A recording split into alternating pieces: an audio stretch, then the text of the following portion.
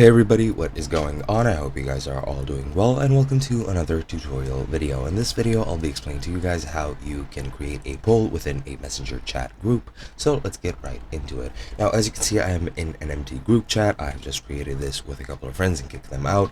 So I'll be using this for the purposes of this tutorial. And to create polls, of course, you do need to be in a group chat, since if you're in a one-on-one chat with someone, there is no need for a poll. You can just of course talk everything out.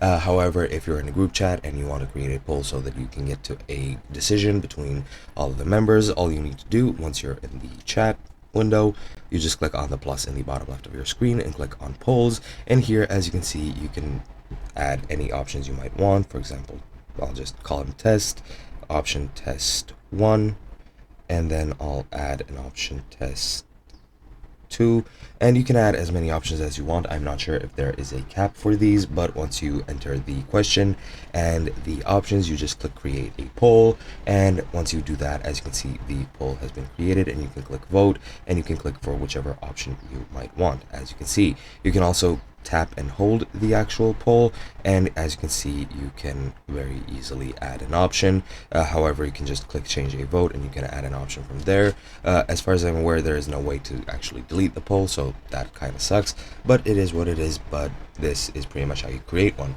Hope you guys enjoyed, and I'll be seeing you guys in another video.